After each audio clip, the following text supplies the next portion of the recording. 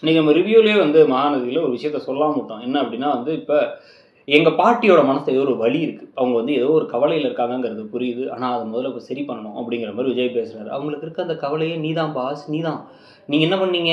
கிளம்பி அந்த வீட்டை விட்டு கிளம்பி இங்கே வந்துட்டீங்க. ஏன்னா வந்து இப்போ காவேரியை ஏற்றுக்க மாட்டுறாங்கன்ட்டு. அவங்க இங்கேயே வந்து நாங்கள் வேணா காவேரிட்டையும் மன்னிப்பு கேட்குறோம். எங்களுக்கு வந்து அவள் ப்ரெக்னெண்ட்டாக இருக்கான்லாம் தெரியாது. நீங்கள் 2 பேர் கணவன் மனைவியாக வாழ்ந்தீங்கன்னே எனக்கு தெரியாது.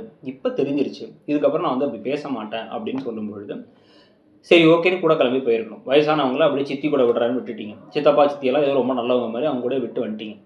விட்டுட்டு வந்தது மட்டும் இல்லாமல் இப்போ என்ன பண்ணுறீங்க அப்படின்னா வந்து புதுசாக வந்து ஒரு ட்ராமா அப்படியே எனக்கு என்ன நடந்துச்சுனே தெரில ஏன்னே தெரிலன்ட்டு. இதுக்கு முன்னாடி தாத்தா உடம்பு சரியில்லை ஹாஸ்பிட்டலில் அட்மிட் பண்ணாங்க. அவரையும் டாக்டர் வந்து பார்த்துட்டு போனார்லாம் பேசினாங்க. ஆனால் நீங்கள் போகவே இல்லை. ரெகுலராக தாத்தா பாட்டிக்கு கால் பண்ணி கூட கேட்டுக்கிறது இல்லை. ஆனால் இங்கே வந்து பார்த்தீங்க அப்படின்னா வந்து சாரதாவுக்கு ஷூ வாங்கி தரது, பாட்டிக்கு தைலம் வாங்கி தரதுன்னு எதையாவது வேலை செஞ்சுட்டு எடுபடி வேலை செஞ்சுட்டு முதல்ல இன்டர்வியூ ஆச்சு போயிட்டு இருந்தீங்க. இப்போ அதுவும் பண்ணுறது இல்லை. அப்போ சொலையா அக்கௌண்ட்லேருந்து பணத்தை மட்டும் எடுத்து கொடுத்து நீட்டிகிட்டு இருக்கீங்க. எதுக்கு? என்னத்துக்கு? அவங்களுக்கு உடம்பு சரியில்லை, அவங்க மனசில் இருக்க வழியெல்லாம் நீங்கள் போகாதது தானே. கிளம்பி அங்கே போய் அவங்கள கூட வந்து பார்த்துக்கலாம்ல. வயசானவங்க மேலே அவ்வளோ அக்கறை இருந்தால் திருப்பி கிளம்பி இங்கே வந்துட்டீங்க.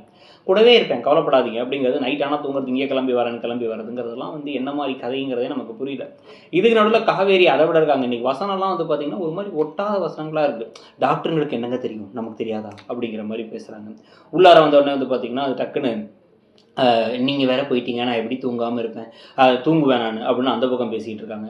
இன்னொரு பக்கம் வந்து பார்த்தீங்க அப்படின்னா வந்து பரவாயில்லைங்க நான் தப்பாக நினச்சிக்க மாட்டேன், அவங்க சுச்சுவேஷன் எனக்கு புரியுதுன்னு பாட்டியை வச்சுட்டே பேசுகிறீங்க, ஏதோ பாட்டியை லூஸ் மாதிரி பேசிக்கிட்டு இருக்கீங்க. ஸோ இதெல்லாம் பற்றி நீங்கள் என்ன நினைக்கிறீங்க? இந்த கதை இப்படியே போகிறத பற்றி என்ன உங்களுடைய கருத்து? திருப்பி இங்கே விஜய் இங்கே வந்துடுவாருன்னு நினைக்கிறீங்களா? இல்லை வரமாட்டாங்க இது கொஞ்சோண்டு சும்மா ஓட்டுறதுக்காக ஒரு வார கதை இதுன்னு நினைக்கிறீங்களா? இது என்ன எதிர்பார்க்குறீங்க இந்த கதையில் அப்படிங்கிறத வந்து கமெண்ட் செக்ஷனில் சொல்லிவிட்டு மறக்காமல் இடம்பொருள் சேனலையும் சப்ஸ்கிரைப் பண்ணுங்கள். நம்மளோட இன்னொரு சேனலான இடம்பொருள் நவ்வையும் சப்ஸ்கிரைப் பண்ணிக்கோங்க. அதில் ஷார்ட்ஸ் வீடியோலாம் வந்து போடுவோம். அப்படியே வந்து பார்த்திங்க அப்படின்னா இன்றைக்கி எல்லோரும் வந்து தீபாவளிக்கு ஊருக்குலாம் போகிறீங்கன்னா பார்த்து பத்திரமா போயிட்டு வாங்க. தேங்க்யூ.